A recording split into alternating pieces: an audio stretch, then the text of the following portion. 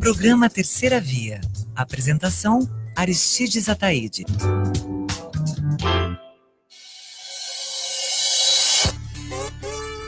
Oba, nós vamos continuando com o nosso programa Terceira Via, o seu caminho de justiça e cidadania. O seu caminho, porque você pode participar do nosso programa, mandando suas perguntas, mandando suas críticas, mandando suas observações e seus recados para que os nossos ouvintes e assistentes entendam que esse é um canal aberto, um canal para se buscar, como acabei de mencionar, a justiça e a cidadania no seu conceito mais amplo. O programa Terceira Via é uma iniciativa do Observatório de Justiça e Conservação, em parceria com o Instituto Positivo, Hospital Pequeno Príncipe, SPVS e Instituto Legado.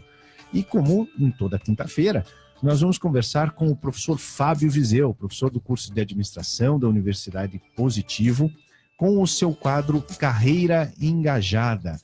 Bom dia, professor Fábio, tudo bem? Bom dia, Aristides, bom dia a todos. É sempre um grande prazer poder estar aqui e falar um pouquinho para vocês. E sobre o que nós vamos conversar hoje?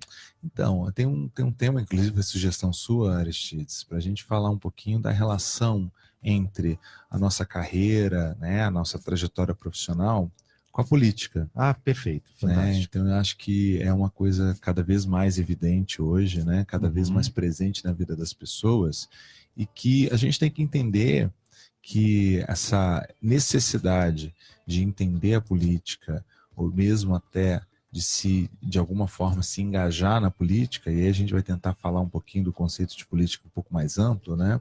O quanto que isso pode ser importante na nossa vida profissional, né? E aí eu vou começar falando disso, lembrando de uma coisa que eu sempre falo para os meus alunos. A minha área é a área de administração, né? A área de gestão de negócios.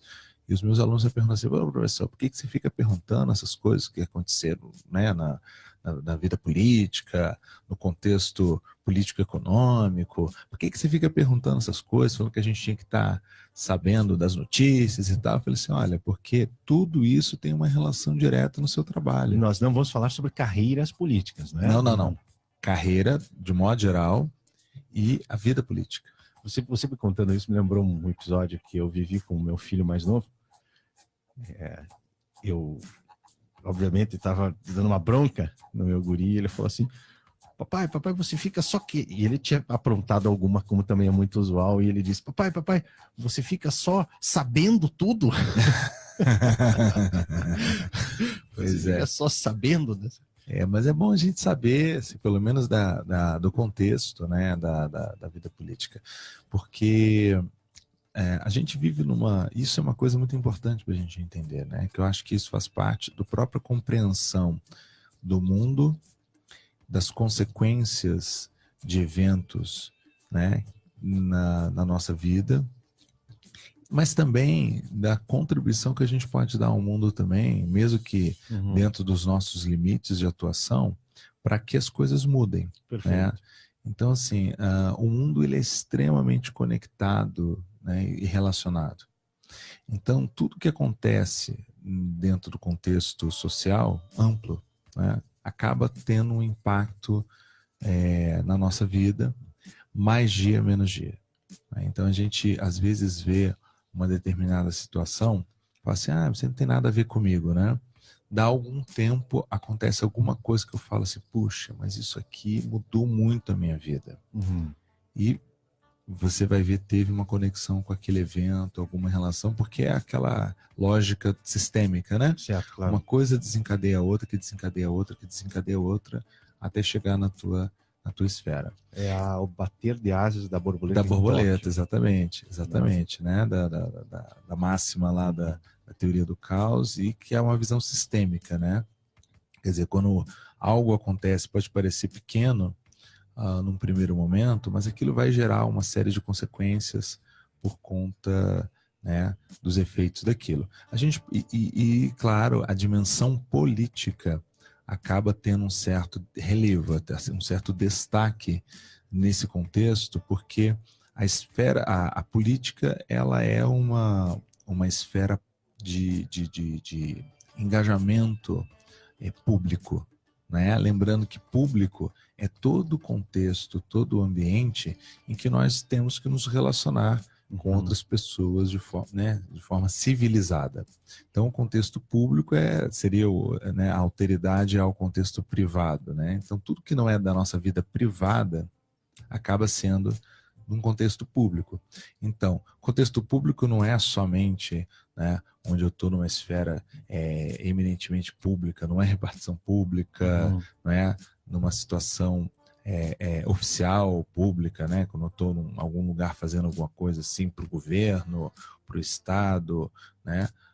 O público são os espaços em que a gente vive. A rua é um espaço público, a escola, mesmo a escola privada, é um espaço público, não é?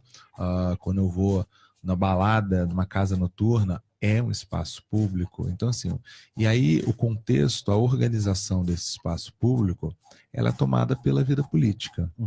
E no caso do nosso, né, atual contexto histórico, né, por esse tipo de organização da vida política que é o Estado, né, no caso do Brasil, republicano, democrático, né, regrado por um conjunto de leis, né, estabelecidas pela lei máxima que é a Constituição. Então, toda essa vida política que envolve as ações do Poder Executivo, as movimentações, as aprovações, as manutenções, ou até as omissões do Poder Legislativo em relação a todo esse aparato legal que regra a vida pública, e regra a vida pública de situações e de questões que às vezes a gente nem, num primeiro momento, entende, mas que afeta a gente. Então existe a vida pública, os espaços públicos. Nesses espaços públicos, posições políticas acontecem. Isso, porque ou são expressas. Exatamente, né? Então a gente tem, né, do ponto de vista dessa noção da política moderna, né, em que a gente tem um Estado de direito, que a gente tem um conjunto, né, de leis, né, racionais estabelecidas por todo um aparato legal, jurídico, oficial. Você tem essa estrutura que no nosso país é uma estrutura de tríplice poder, né? Em que você tem aí uma pretensão de equilíbrio entre esses três poderes. Através dos checks and balances, né? Um Exatamente. Um pouquinho o outro assim para tentar se organizar. E nós temos também uma cultura política nacional, que aí, né, uma coisa é na teoria, ou seja, uma coisa é essa estrutura, ou esses princípios da vida política moderna, né, do Estado de Direito, do Estado moderno, na teoria, que é lindo, maravilhoso. Então faz todo sentido pensar que você vai ter três poderes que vão, de alguma forma, vigiar uns aos outros e manter um certo equilíbrio nos poderes. Na teoria isso é lindo, né? Mas na prática, aí envolve toda uma cultura política do nosso país, que ainda é uma cultura em desenvolvimento, ainda é uma cultura que abarca uma série de contradições, uma série de equívocos do passado que se mantém e que às vezes até se reproduzem, uma série de se protegem também, né, professor Fábio? Exatamente, né? E assim, e que essa cultura política, isso é uma coisa muito importante, né? Por exemplo, um traço da nossa cultura nacional que foi um dos grandes temas em discussão nos últimos tempos, inclusive influenciando muito essa eleição que a gente teve, é a questão da corrupção. Certo. A corrupção, né, do agente público no exercício da sua atividade política oficial, isso é a grande questão de traço cultural que a gente tem. Né? Então, assim, isso aí não sou eu que estou falando, isso são os historiadores, os cientistas políticos, ou seja, os acadêmicos que se dedicam a estudar de forma sistemática e séria, né, científica, essa temática, que fala, pô, a corrupção é um traço da cultura política do nosso país. Desde sempre. Então, assim, não é o partido A, o partido B, o partido A é mais ou menos, isso aí é endêmico, isso está em todas as esferas, em todos os poderes, em todos os níveis, né, do federativo, estadual e municipal, e inclusive... Em todos os espaços públicos, já que dentro dos espaços públicos é onde eu vou encontrar cultura política. Exatamente. E, inclusive, na vida pública cotidiana. Certo. Ou seja, não é só o governante, né, o funcionário do judiciário ou do legislativo que, né, que de alguma forma tem algum ato de corrupção. Nós mesmos, cidadãos comuns, no exercício da nossa vida cotidiana em espaços públicos, a gente tem atos de corrupção também. E daí os mais simples aos mais complexos. E daí trazemos outro elemento. Nos dias de hoje, em que somos todos interconectados e todos redes socializados, os espaços públicos são cada vez mais amplos e o nosso espaço privado tende a ser cada vez menor. Por conta da conexão também, da né? conexão. Quer dizer, é muito difícil. E aí vamos pegar um exemplo, né, que eu acho que é bem importante, tem a ver com carreira, que são os espaços públicos no ambiente de trabalho. Quer dizer, o ambiente de trabalho é um espaço público. Uhum. E aí as pessoas, elas tendem a pensar, isso é uma ideia que vem, né, do passado dentro da vida profissional, né, do ambiente da firma, da empresa, do ambiente de trabalho, em que as pessoas pensam assim, não, mas aqui é o meu espaço privado. Por exemplo, a minha mesa, né, o meu ambiente virtual, onde eu mando meus e-mails, onde eu visualizo as minhas coisas na internet dentro do computador da empresa e tal.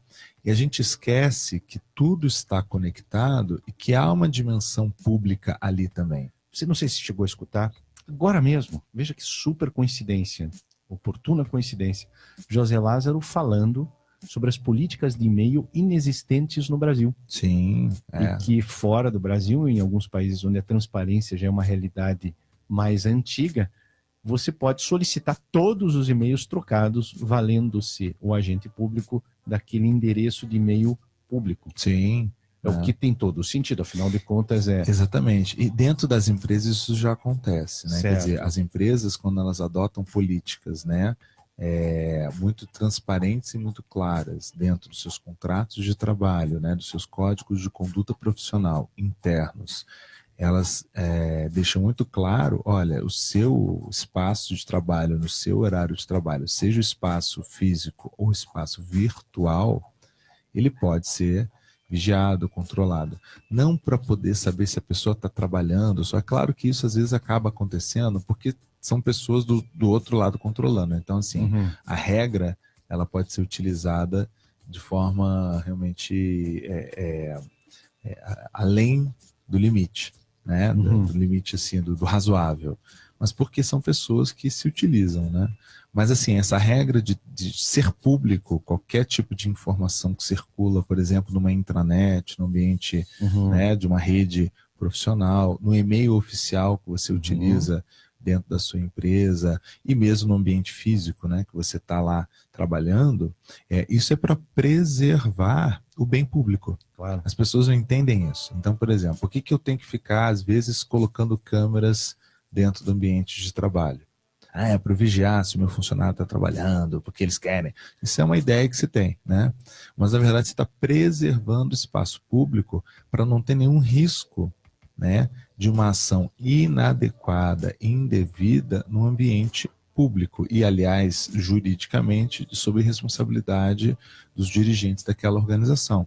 Se acontece um crime, se acontece um atentado, no atentado estou falando de matar, às vezes um atentado vai ser um atentado ao pudor, um atentado de um assédio moral, ou de alguma coisa assim. Naquele ambiente, né, legalmente, os dirigentes são responsáveis por aquilo também. Então, assim, até para preservá-los ou preservar o próprio equilíbrio dentro desse espaço público, acaba tendo esse tipo de ação, né? E preservar os interesses de terceiros impactados por aquele ambiente de trabalho. Exatamente. Acionistas, consumidores, fornecedores. Exatamente. Que dependem do que acontece naquele momento. Exatamente. E podem ser impactados. Eu vou citar um exemplo que causou bastante repercussão nas últimas semanas. Foi a morte daquela cadelinha no Carrefour. Sim. Algo ocorrido dentro de um ambiente de trabalho. Sim. Afinal de contas, o vigilante que cometeu o crime o cometeu dentro de um ambiente de trabalho. E o quanto isso impactou os acionistas Sim. do Carrefour, os fornecedores do Carrefour, os acionistas do Carrefour, aonde quer que estejam pelo planeta. Sim. Os fornecedores do Carrefour, que por conta de uma bem provável diminuição nas vendas do Carrefour, puderam ter impactado os seus nascidos. Sim. E os consumidores. Claro, que se sentiram lesados de estar exatamente. associados a uma empresa que tinha isso, que permitia, né, esse tipo de Exatamente. prática. Né?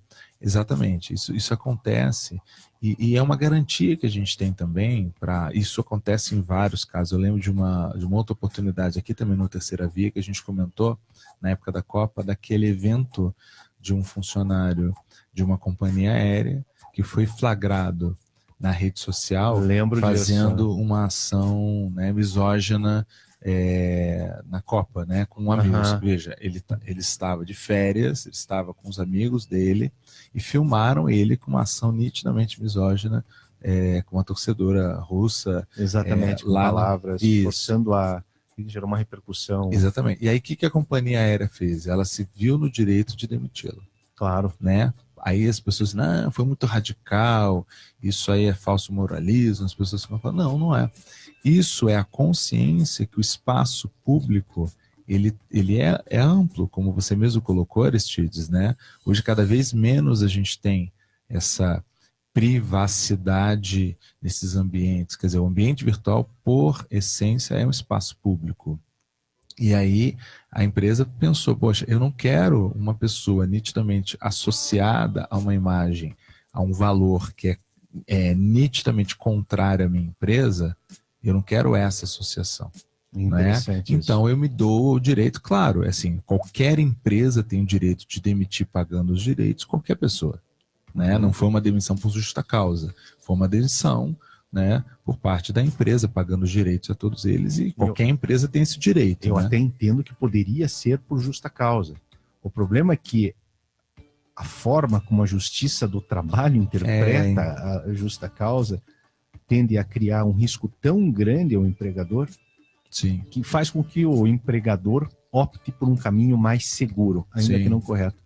Nós temos defendido, inclusive, em alguns foros de discussão, que a justa causa em situações como essa, de valor e de conduta, deveria ser eticamente buscada pelo empresário, para mostrar que, poxa vida, por mais que seja o risco, eu quero impor esse valor ético, esse valor Sim, é afirmativo. É, né? afirmativo. Então, mas é uma coisa bacana, porque daí a gente vai revelando o como que a consciência da dimensão política, ela é importante na nossa atividade, né, cotidiana, e no trabalho, porque o trabalho é a maior parte do tempo que a gente passa hoje, né, na nossa rotina, é trabalhando. Então a gente tem que realmente pensar assim, o que esse contexto político ele tem a ver com a minha própria carreira profissional, qual que é o efeito e, consequentemente, como que dentro da minha carreira profissional eu tenho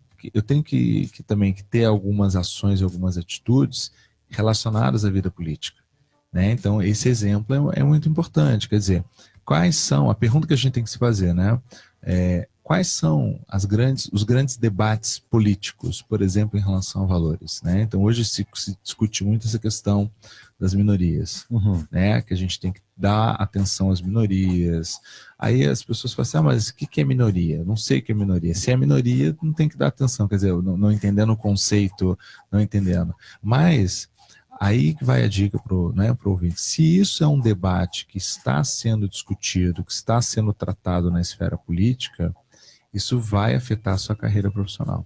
Ou como disse recentemente Rosa Weber, a posição da maioria não pode de forma alguma suprimir a posição das minorias. Exatamente, né? Porque justamente o conceito de minoria é um conceito político. Exato. Né? Quer dizer, a minoria ela não é necessariamente numérica, e sim de espaço político. Exatamente. Né? Se você for parar para pensar nesse sentido, né, você tem uma grande parcela que numericamente é significativa, mas que é considerada uma minoria, né, porque justamente não tem espaço político, ou seja, não tem direitos como outros grupos que não têm, né, a mulher, por exemplo, claro, é maioria, população, claro. mas ao mesmo tempo ela né, no conceito político de minoria, ela acaba tendo essa dificuldade, né, de se estabelecer. O negro é a mesma coisa. Na nossa população é a maioria, mas a participação política é muito reduzida. O pobre é a maioria e também tem uma dificuldade aí de se valer os seus direitos. Então, assim, ter a consciência desses grandes debates e se engajar naquilo, né, que é politicamente, né, mais razoável pelo que você vê da esfera, mas sempre pensando que a vida política é o bem comum, né? Também a gente tem que tomar muito cuidado assim, não, eu politicamente sou engajado nos meus interesses de grupo. Não, beleza, você pode ser, desde que você entenda que a partir do momento que os seus interesses de grupo, né, eles confrontam o bem comum, o bem da civilidade, o bem da vida, né, melhor, da vida boa para a maioria, você vai entrar numa certa contradição. Você até pode entrar num debate político, hoje em dia está muito em voga isso, né? As pessoas explicitamente colocam seus interesses, né, que são eventualmente expressos de forma contrária a uma grande parcela dessa vida pública. Isso é uma contradição política, né? Porque daí você começa a ter que impor determinadas medidas para organizar essa vida pública, né? Que não são o bem comum, né? Que é aquela contradição. O cara é cidadão, mas o cara não tem direitos. Então, por exemplo, por um lado, eu quero preservar o direito a ter religião, mas eu vou impor a minha religião sobre a religião do outro. Ou colocar a minha religião como a religião e as outras como fenômenos sociais. Isso, né? Ou impondo uma obrigatoriedade de uma determinada prática, de um determinado valor, de uma determinada questão, né?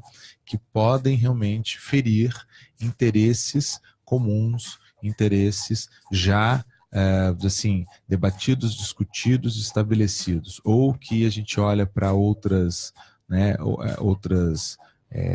espaços nacionais, em que mais antigos no que se refere à discussão de direitos, de interesses e tudo mais, e aquilo já está consolidado e aqui a gente está andando para trás. Quer dizer, então tem uma série de contradições. Eu não estou dizendo assim, então você tem que adotar tal posicionamento político em detrimento de outro. Não, eu acho que as pessoas têm que se inteirar mais disso, mas se inteirar no sentido amplo, né? E aí a gente vê um fenômeno terrível que está acontecendo, que é aquele intelectual político, né, de WhatsApp. Esse é terrível. Meu Deus do céu. Porque é o sujeito que pega uma coisa completamente distorcida, que pega uma super simplificação de uma série de coisas, né? E aí fica reproduzindo aquilo como uma verdade, né? E às vezes tendo atitudes políticas, né? Extremamente bárbaras no sentido de barbárie, né? Assim, preconceituosas, né? De detrimento de direitos, muitas vezes interessantes para você mesmo. Claro. Não é? Então, por exemplo, alguém que defende vou dar um exemplo aqui, que eu sei que o nosso programa ele é bem aberto para a gente situar em várias questões, mas uma pessoa que defende, por exemplo, uma atitude de ditadura, né? De tortura, de ditadura, de violência explícita, né? E que ele não entende que ele próprio, num regime desta forma, pode sofrer as consequências. Então, assim, mas o cara que morreu na ditadura militar do Brasil era um cara que merecia e tal. Será? Porque os estudos mostram várias pessoas que foram pegas por engano, claro, até um engano, que é comum, comprovado isso, né? Tem uma grande colega minha que é pesquisadora, né, da Comissão da Verdade, que ela mostra esses dados, em que pessoas que foram confundidas por ser homônimos. Você imagina essa situação, uma pessoa dentro desse conceito de WhatsApp, que é um conceito complicado, mas vamos lá, né?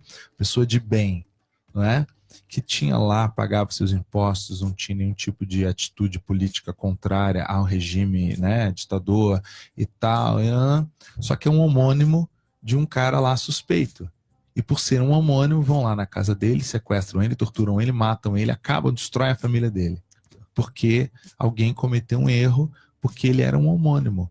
Quer dizer, tinha o mesmo nome de um outro sujeito lá. Isso aconteceu. muitas vezes Não na é? história da humanidade. E aí eu pergunto Muitas. assim, quer dizer, eu estou defendendo entende? Uma Uhum. ação, uma atitude que pode ser contrária ao meu próprio interesse, né? À minha própria vida boa no espaço público, ou ao do meu vizinho, ou ao do meu parente.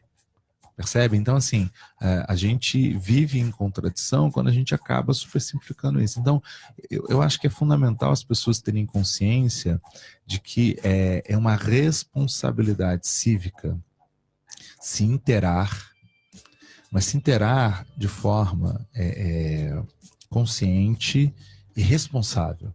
Não é? Então, assim, realmente ouvir todos os lados de uma determinada questão, buscar informações de fontes, a palavra segura é muito relativa, né? Mas de fontes assim mais robustas, Trabalhadas, trabalhadas, principalmente por profissionais, né, que tenham sejam especializados naquilo. Hoje, cada vez mais, principalmente os meios de comunicação, a despeito das pessoas, e de fato, às vezes há um certo viés nesse ou naquele canal de comunicação, isso sempre existiu, né? Mas ainda é muito melhor que o tio que fica reproduzindo no WhatsApp uma coisa totalmente infundada, né? Ou de agências ou grupos que evidentemente criam uma chamada fake news, né? Com interesse de incitar, de provocar, né? Como é que eu posso dizer? Essa paranoia que a gente vive, né? A gente vive numa paranoia do tipo assim, ó, não vou votar no fulano ou não vou apoiar tal comportamento, né?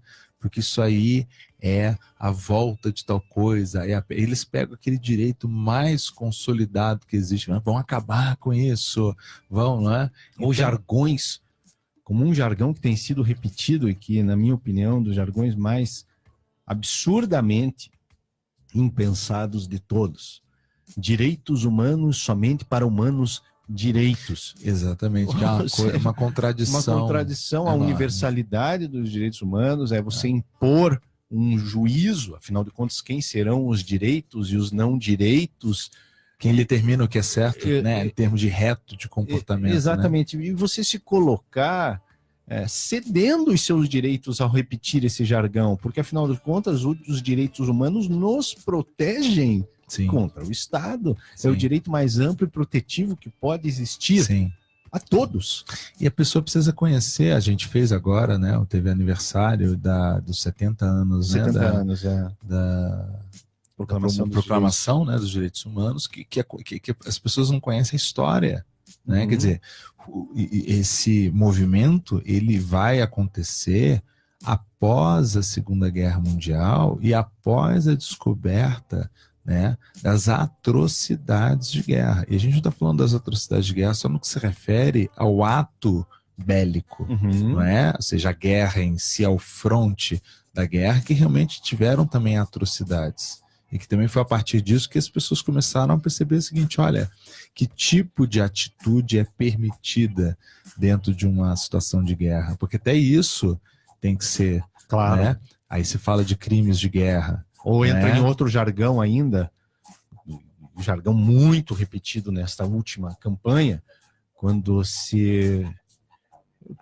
tenho horror à tortura e tenho horror a todo tipo de violência, quando eu apontava que o candidato eleito em algum momento defendeu um torturador e me era respondido, mas naquele momento o Brasil vivia uma guerra, não se admite tortura nem na guerra. Nem na guerra, exatamente. Nem na guerra, exatamente. Ou seja, é um crime de guerra. Um crime de guerra, não se admite. Exatamente. Então, assim, por que isso? Justamente por conta do histórico que a humanidade tem, né, da situação terrível que é dentro do espaço público, dentro da vida pública, né, você ficar à mercê de pessoas que têm todo o poder no mundo. Por que o fascismo, que também é outra coisa que ficou muito em voga, que as pessoas falavam sem saber, ter a menor noção do que significa o fascismo, né? O próprio totalitarismo, né? Que é o conceito amplo que engloba o fascismo, em que você não tem direito de se ficar à mercê do interesse, do direito de um grupo ou de uma pessoa, né? E do que ele quiser. Claro. Né? E a humanidade já mostrou o quanto isso é nocivo para, né, a vida pública, o quanto que o sujeito fica à mercê da sorte dentro desses interesses terríveis que tem. Isso não só a história nos mostra, a ciência política nos mostra, mas as próprias ciências sociais e humanas, né? O quanto complicado é você ficar à mercê da vontade sem nenhum tipo de castração, para usar um termo da psicanálise, né? Daquele sujeito na sua pulsão de desejo. Sim. Eu quero aquela mulher daquele sujeito, mas ela é casada, o cara tem um casamento. Não quero saber, mata o cara que eu vou pegar aquela mulher para mim, né? Houve um tempo que era assim, Sim. né? No absolutismo, na época, né?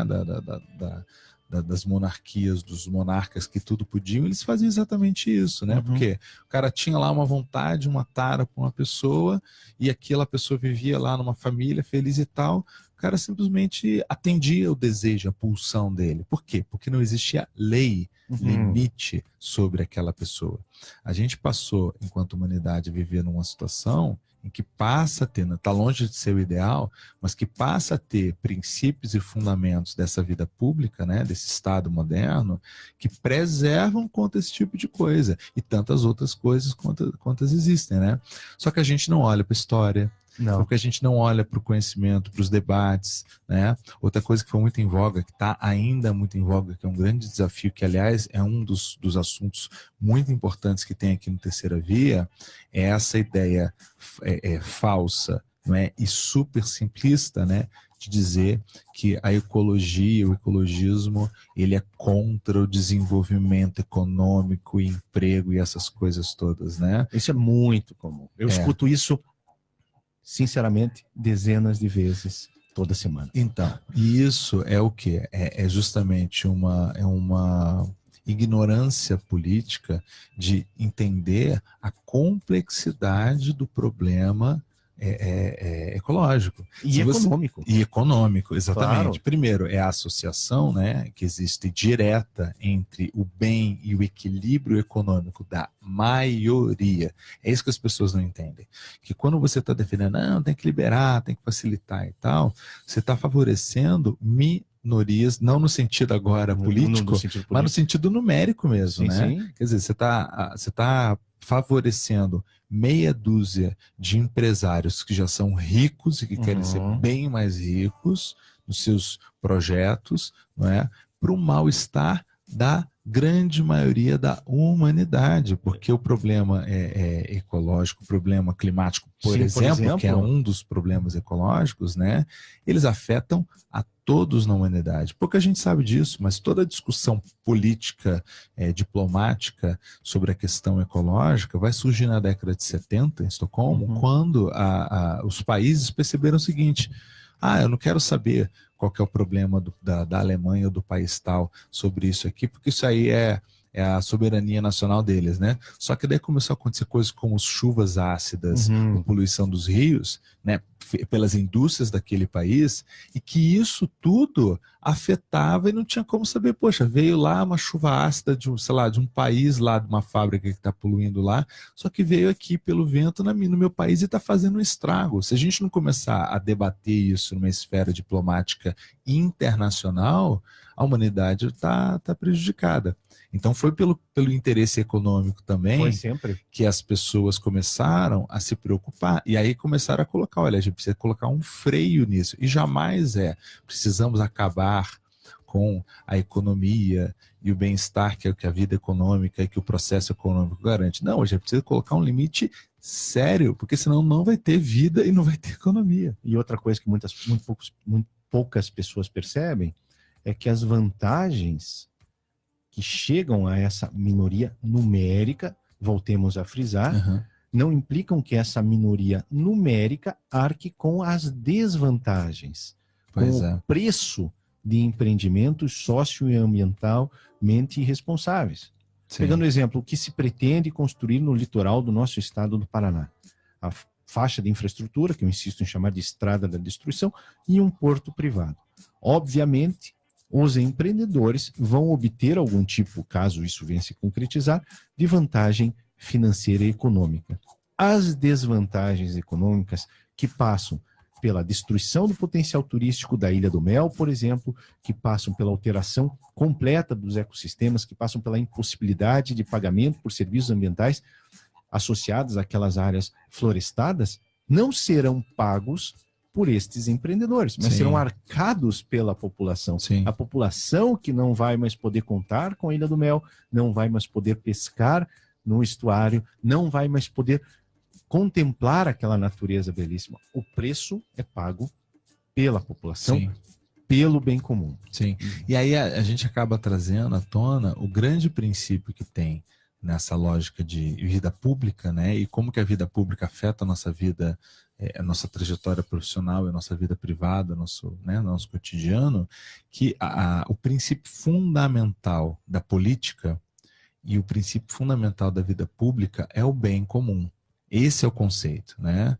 O bem comum é justamente quando eu procuro ver a manutenção da sociedade dentro das esferas, dentro de toda a complexidade que é a vida social, né? Mas dentro do melhor possível desta vida pública. Não é? Então, quando tem uma ação que ela prejudica, né, muitas pessoas, ou prejudica aquele que já já tem uma assimetria de possibilidade de poder, de direitos por causa das limitações que tem da sua vida, e que às vezes podem até ser limitações biológicas, né? Então a gente fala, por exemplo, de toda a questão das pessoas com deficiência, né? Que é um problema biológico, físico, né? De nascimento, ou de acidente, ou de alguma coisa assim, né? E que tem que olhar realmente, olha, eles têm desvantagens por conta de algumas limitações, e a gente tem que ter algum tipo justamente para preservar um princípio universal, né? Que é a igualdade. Certo. A igualdade de oportunidades, a igualdade de direitos. Então, quer dizer, uma pessoa não pode ser impedida, por exemplo, de ir e vir, porque ninguém pensou em construir lá os acessos devidos para os cadeirantes, né? As sinalizações devidas para os deficientes visuais, né? Ou para os deficientes auditivos. Então, assim, você tem uma série de questões. Mas isso aí é caro, porque imagina, eu tenho lá tantos por cento da população que é deficiente auditivo, por que eu vou ficar construindo e fazendo isso? Justamente porque um princípio fundamental da vida pública é o princípio da igualdade de direitos e oportunidades. Então, você não pode impedi-lo de trabalhar, de ter lazer, de ir e vir, de ter autonomia, ou seja, não depender de uma outra pessoa para poder fazer as suas coisas, e é porque isso é fundamental para você. A pergunta que a gente tem que se fazer é: e se eu tivesse a minha autonomia, né, limitada, se eu tivesse a minha liberdade de ir e vir limitada? Então é essa pergunta que a gente tem que fazer. Por que isso é importante? Porque se eu começar a estudar no sentido, né, amplo, né? Estudar a questão da vida política, ficar atento aos acontecimentos políticos, me informar e me engajar naquilo que eu acho que é a causa adequada para o bem comum, não é? Eu vou ser o melhor profissional. Com toda certeza. Não é? E isso acho que é fundamental. Eu vou ser o melhor profissional. Veja bem, não é o objetivo oportunista. Eu tenho que saber mais para subir na carreira, não.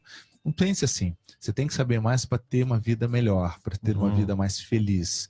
Mas a consequência, né, o efeito colateral positivo disso é que você vai ser um profissional muito mais requisitado, muito mais competente, né, daquilo, não importa a profissão sua. Dentro de um ambiente público muito melhor também, porque as suas ações vão influenciar esse ambiente público. Exatamente. Um exercício bem interessante nesse sentido, professor Fábio, é aquele exercício nós fazemos muito isso na Faculdade de Direito, que era o exercício da hierarquização de valores normativos com as retiradas.